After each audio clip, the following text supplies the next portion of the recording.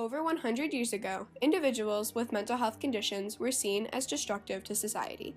These illnesses were never spoken of, their possessors marginalized and forced into institutions, where the treatment they endured could be described as pure evil. In institutions, individuals were severely abused, both physically and emotionally, furthering their detrimental conditions. Today, this prejudiced practice has dramatically improved. Many state-run institutions have closed. Research has changed how conditions are treated, and fortunately, the stereotypes against mental health conditions have progressed into equitable ideas. This crucial change is largely due to one man, Clifford Beers. Clifford Beers stood up for those in mental health institutions who lacked a voice. He courageously took a stand in history through sharing his experiences in a dangerously hostile mental health system, consequently evolving what was unjust stigma into fair ideas on mental health conditions and treatment.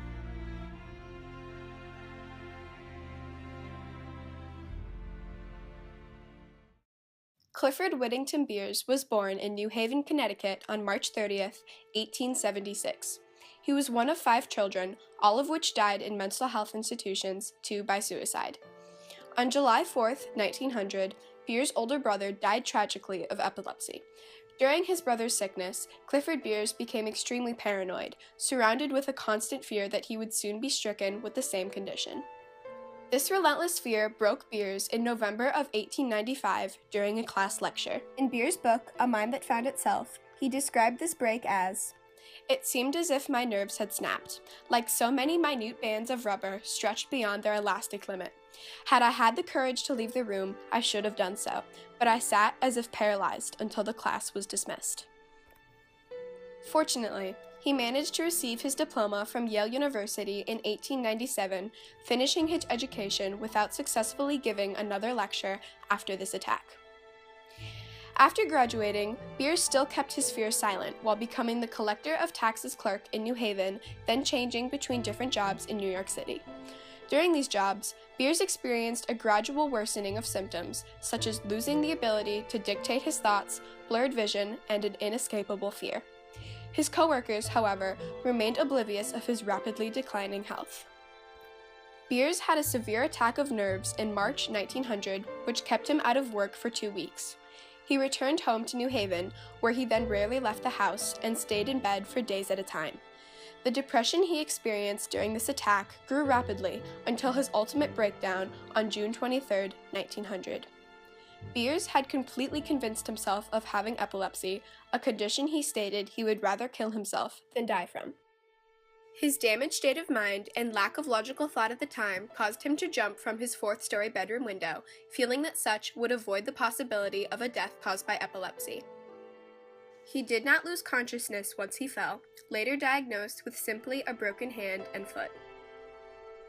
Beers was brought to the hospital, where he described hearing a hellish vocal hum within his head and experiencing hallucinations, adding to his utterly distraught state of mind. After his broken bones were set, he returned home to New Haven for about a month, where his mental state did not improve. At this time, he was experiencing what would now most likely be diagnosed as bipolar depression. His brother then, against Beers' will, committed him to the mental health institution of Stamford Hall. Later, he would then be moved to the Hartford Retreat and then to the Connecticut State Hospital in Middletown. He was then shortly released, but suffered an unfortunate relapse in 1904, where he then spent a few months back at the Hartford Retreat. All 3 locations were hostilely prejudiced towards mental health conditions, most likely due to a lack of knowledge and general stigma surrounding mental health conditions. In Beers' book, he depicts accounts of being beaten by patients because he was unwilling to speak to them, being shackled to his bed, and being chained and kicked by institution staff. After he began to think consciously and realized the devilish conditions of the treatment surrounding him, Beers began to act out violently against the staff, causing him to be placed in the most controlling and violent location in the institution. While here, he was routinely beaten and choked by dangerously undertrained staff, as well as being placed in a straitjacket for 21 nights in a row. His fellow patients were institutionalized for anything from stress and paranoia to novel reading and laziness. This blatantly unjust treatment was suffered by everyone in the population of these institutions, clearly not working to help but to worsen their mental states. Clifford Beers left the Hartford retreat in January of 1905, where he then worked diligently to write his autobiography, A Mind That Found Itself. The book was published in 1908, in which Beers describes his condition and its details, the inhumane treatment he suffered in institutions, and his journey in healing himself. The book conveyed a powerful message, representing a call to action for America. It was proposed within the text that mental health conditions be treated as any physical condition, with humane, well-researched, and productive treatment. This book opened the eyes of many, as he gained the support of medical professors, Yale's president, and other important Connecticut figures in his movement. Clifford Beers showed immense courage in bringing the hidden side of the mental health system to life, as it was something that society had never seen or done before. Clifford Beers was extraordinarily brave in sharing his experiences because what he risked was his freedom in those days. He really was the civil rights leader of his time for people with serious mental health concerns and mental illnesses in general, and as a result, really risked everything in carrying out this particular form of advocacy. 2 months after the book was published, Beers founded what is now known as Mental Health Connecticut out of his New Haven home. After this foundation gained traction very quickly, he joined with philosopher William James and psychiatrist Adolph Meyer to found what is now known as Mental Health America, a nationwide organization whose mission was and is preventing mental health conditions and creating a fair and beneficial environment of treatment for those with mental health conditions, while negating the strong stigma against such. These organizations triggered reform in several states, while proposing their own legislation, seeking grants for research, and working with education boards to start employing guidance counselors in schools. Both organizations also work to raise awareness on mental health conditions by publishing pamphlets and holding lectures. This work was instrumental in mental health reform by exposing the brutality hidden from society and taking an active stand against it. Today, Mental Health America has more than 300 affiliates in 41 states. Both Mental Health America and Mental Health Connecticut promote a public approach to mental health treatment, focusing on the well-being of all Americans and how to prevent mental health conditions. Mental Health America is the largest organization in the nation which advocates for mental health reform, improving the lives of the 50% of Americans present day who meet the criteria for a diagnosable mental health condition. Recently, Mental Health America was instrumental in working with Connecticut's own U.S. Senator Chris Murphy and other legislators to successfully implement national mental health reform as part of the 21st Century Cures Act, put into law in November of 2016.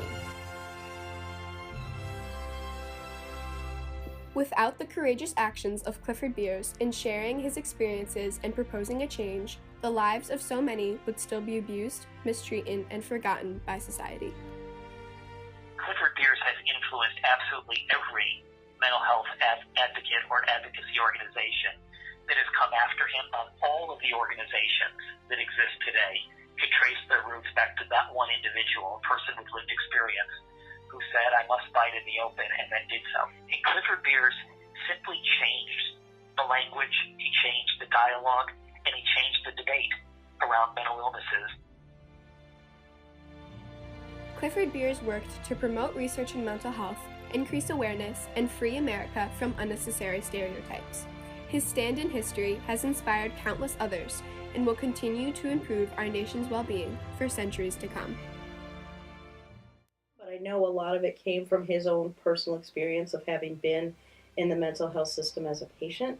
And I know certainly there have been generations of people who've been inspired by his work and his ideas. The spirit of who Clifford Beers was is in our work every single day. And it's the spirit of someone who wasn't afraid to take charge of his own health and to speak up and to become an advocate for others.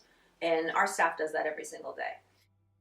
We now urge you to continue his beautiful legacy by abolishing stereotypes against mental health conditions that you may possess in your own lives and taking a stand for those without a voice, as Clifford Beers did.